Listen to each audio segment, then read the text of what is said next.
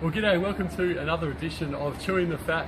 Now, the Aussies take on Bosnia Herzegovina today in the first round of the Davis Cup qualifiers. Who better talk about the man that knows all things tennis? That's Brett Phillips. He's host of The First Serve on SEN in Melbourne and a tennis commentator himself. Did some great things recently with the Australian Open. Brett, great to have you on Chewing the Fat, mate. Tell us about today's game and this huge tie between Australia and Bosnia Herzegovina. Pleasure to be on your show, Bevo, because I've seen a few editions of Chewing the Fat, and you've had some star-studded guests, so I feel quite honoured to come along on some of the talent you've had. But no, not lovely to be back in Adelaide. It's an amazing area. I mean, I come to the footy at the Adelaide Oval a lot, and I've seen the redevelopment of Memorial Drive, taking a little peek through the fence over the last sort of 12 months, and the first tie here since 2004. So I know, Lleyton pushed that pretty hard, being an Adelaide boy, and I know that further redevelopment is going to take place. I was privy to sort of seeing some pictures when I was up in Brisbane, speaking to a couple of people from Tennis SA. So that facility is going to look magnificent. Look, it feels different because the Davis Cup has changed, and not to the pleasure of the Australian camp, to be totally honest. So this is the only time we're actually going to have a home and away tie situation. As a qualifier, if we win, we don't play till November at the new Davis Cup finals, which will be in Madrid. So 18 nations will be competing in Madrid on neutral territory. So the Davis Cup has, certainly from an Australian perspective, not lost its lustre in terms of the commitment and the fact you're representing Australia, but it's just not the same. So it's going to be interesting to see how that plays out all through the year. But we have home court advantage here. Bosnia, look, Demir Jumher is a very, very good player, and he's currently ranked 52 in the world, been as high as 23. He's won 3 titles. He's a tricky first-up opponent for John Millman, who's going to play him today, and he's just a really good all-court player. Beyond that, I think us as a team, and I like the team that Lleyton selected, should be able to account for Bosnia here on the hard courts. It's a different format, 2 singles today, doubles and 2 singles tomorrow. It's best of 3, so it's all been condensed down. But if we can't get it done against Bosnia, I'm not suggesting there'll be an inquiry, but there'll be a few disappointed people.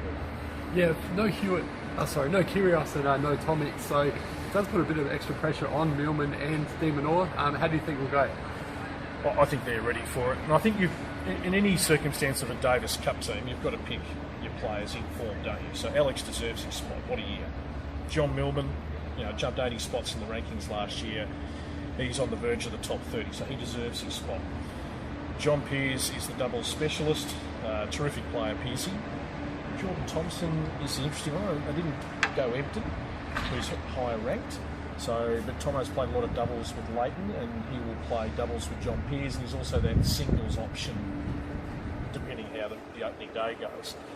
And then great for Alexei Poprin to get a look in, and I think that's reward for how far he's come. He's jumped about 500-600 spots in the rankings in the last 12 months, so he gets a taste of being around the Davis Cup team. But I don't think there's any pressure.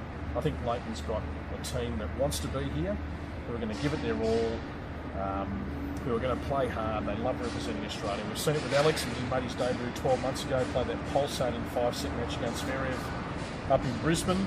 And John Millman gets another crack. Last time he played was 2017 in that World Group semi-final, and he's come a long way since then. His body stayed in good nick. So I think the only pressure is the pressure you put on yourself. Yeah. We spoke just before about Tomic as well, off air, and the stoush between him and Lleyton Hewitt. What do you make of it all? Yeah, I mean, open up a can of worms with this, but look, this has been going on for a while. And they've had a love-hate relationship for a long time. And I think the most pertinent thing that Lleyton said was he's a product of his upbringing. And I think we all are. We're all a product of our upbringing. And if you look inside the John Tomic, Bernard Tomic situation, it's just been corded with controversy. It's been an unusual life. I mean, he's a young guy who goes on the road with his dad as a 13, 14-year-old, who lives an abnormal existence to people who go through school and just, not in that tennis sporting elite bubble. It's disappointing because I love watching Bernard Tomic play because it's different. But unfortunately, every time he's taken a step forward and been half likeable, he puts his foot into the game and just says ridiculous things. I mean, at the end of the day, Bevo, I'll describe it like this. Not everyone likes Lleyton Hewitt. He will polarise people. But in Bernard Tomic's case, hit your own backyard in order before you're taking pot shots. His own backyard's not in order. He's not committed to the sport, doesn't want to coach. He's got more talent on his little finger than most players in the game have got, but he can't commit to it. And he has no sense of just being part of a team. And so, yeah, I mean, that's about, I think we'll probably not ever recover, to be totally honest. Whether the Kyrgios situation recovers, don't know. I mean, they're both just in the wilderness right now. They're two players that we don't necessarily need to talk about. Yeah, and it is sad what's happened with them, but from a real positive note, we saw 5 players make it through to the third round of the Aussie Open. First time in 13 years. That's got to be exciting for Australian tennis. Yeah, it's great. So right now you've got De Minaur, who I can't see falling away. So he's at 28 right now, which is extraordinary. How far he's come in the last 12 months. So I think for him, I think he'll at least maintain his ground this year and hopefully defend his points. Since if he can stay somewhere between 20 and 30 as a 19, 20-year-old, great result. You know, Millman, whether Johnny's exhausted everything out of himself, I mean, I think he's done a mighty job to get to 33. He's a huge talent. He's also got his, you know, deficiencies. But if he can at least maintain a spot around 30, you know, Ebden, great effort. If he can stay somewhere between 30 and 40, I'm not sure here Millman, who are 29-30, can maybe advance into that sort of top 20 conversation. I love Jason Kubler. If he can get himself fit, I think he can play Davis Cup tennis for Australia, but he's had 6 knee surgeries, got inside the top 100 last year, but he's a kid. I mean, at one stage he had 14 cents in his bank account, so, you know, he's done it the hard way. I saw him up in Brisbane, funny little story actually, we were jumping in the car together, I was going back to the hotel, he said to the lady, "Can you just drop me at the train station, I've got my car there." He's a professional tennis player, he's had a really good year and he's just pretty casual and laid back. And then, yeah, Alexei obviously seems to have really good people around him.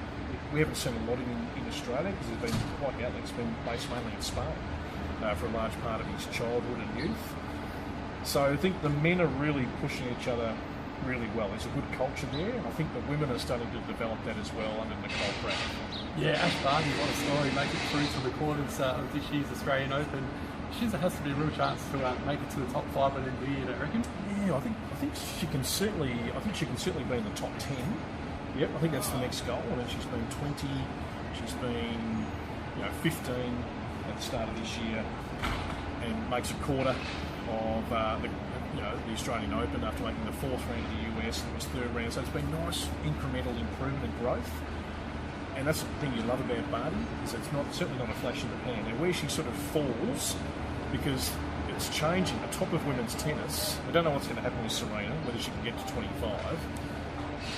Halep now has lost her spot, so Osaka goes up as the world number 1. Kvitova, Kerber, Wozniacki are all getting older.